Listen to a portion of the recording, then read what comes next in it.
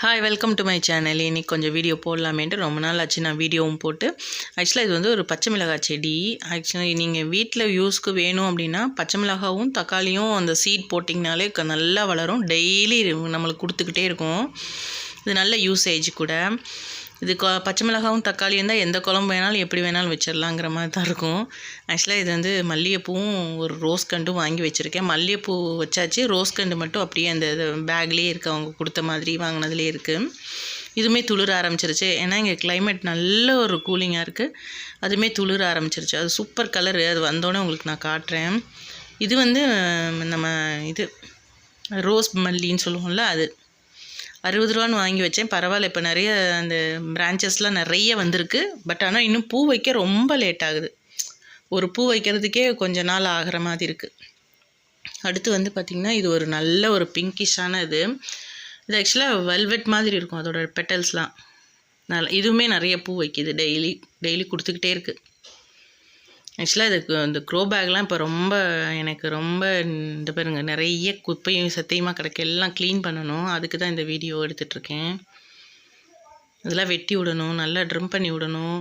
இந்த வேலைகள்லாம் கொஞ்சம் இருக்குது. ஆக்சுவலாக நான் வந்து ஒரு ஃபெர்டிலைசர் வாங்கிட்டு வந்திருக்கேன். அதை தான் இப்போ வைக்கலான்னு ஒரு பிளானில் இருக்கேன். அது வந்து நல்லா கொடுக்குன்னு சொன்னாங்க. இது வந்து பாருங்களேன், நல்லா பூ வருது, ஆனால் குட்டி குட்டியாக இருக்குது. நல்லாவே இல்லை. அந்த இதெல்லாம் வெட்டி எல்லாம் எடுத்து விடணும். இன்றைக்கி எல்லாம் க்ளீனிங் ஒர்க் இருக்குது. அதெல்லாம் முடிச்சுட்டு அவங்க கொடுத்த அந்த ஃபெர்டிலைசரை வாங்கிட்டு வந்து இதில் வச்சிடலாம் அப்படின்னு, மண்ணுக்குள்ளே வச்சிடலாம் அப்படின்னு. அவங்க 2 ஸ்பூன் வைங்க போதும்னு இருக்காங்க. நான் இது வரைக்கும் ஃபெர்டிலைசரே கொடுத்ததில்ல. என் வீடியோலாம் பார்த்தீங்கன்னா தெரியும், பூலாம் சூப்பராக இருக்கும். ஆனால் நான் இது வரைக்கும் நான் கொடுத்ததில்ல. இப்போ தான் கொஞ்சம் கொடுக்கலாமே அப்படின்ற மாதிரி தோணுச்சு. சரின்னு ஒரு கேஜ் வந்து 1 கேஜ் வந்து 30 ரூபீஸ்ன்னு இருக்காங்க. வாங்கிட்டு வந்திருக்கேன். இது பாருங்கள், சூப்பராக இருக்கும் இந்த பூ. இந்த கலருமே அழகாக இருக்கும். பூக்க சூப்பராக இருக்கும். பார்க்கவே அழகாக இருக்கும். எல்லா க்ரோ பேக்குமே ரொம்ப டட்டியாக இருக்குது. இதெல்லாம் ரிமூவ் பண்ணிவிட்டு அந்த ஃபெர்டிலைசர்லாம் ஃபஸ்ட்டு, அதுக்கப்புறம் பூக்கள் எப்படி பூக்குதுன்றதை நான் சொல்கிறேன். நீங்களும் அதே ஃபாலோ பண்ணுங்கள். எனக்கு அந்த ஃபெர்டிலைசரோட நேம் தெரியல. அவங்க 1 கேஜ் வந்து 30 ரூபீஸ்னாங்க.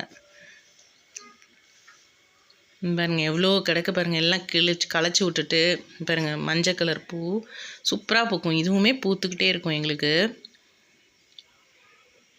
சப்போஸ் உங்கள் செடியிலெல்லாம் கொஞ்சம் இந்த பூச்சி வெட்டு அந்த மாதிரிலாம் இருக்குது அப்படின்னா நீங்கள் மஞ்சளில் கலந்து தண்ணியில் நல்லா கொஞ்சம் வாட்டரிங்காக ஊற்றி விட்டிங்கனாலே சூப்பராக பூக்குது. எனக்கு அது ரொம்ப கண்ட்ரோல் ஆகுது. இங்கே பாருங்கள், அந்த பூச்சி இருக்கா. என்னென்னு பண்ணுவேன்னா, மஞ்சளை எடுத்து நல்லா கொஞ்சம் வாட்டரிங், ரொம்ப திக்காலாம் பேஸ்ட்டு மாதிரி ஆகக்கூடாது. கொஞ்சம் வாட்டரிங்காக, ரொம்ப வாட்டரிங்காக இல்லாமல் தெளித்து விட்டுட்டிங்கன்னா, ஸ்ப்ரெட் பண்ணி விட்டிங்கன்னா அப்படின்னா அது நல்லாவே கண்ட்ரோல் ஆகுது.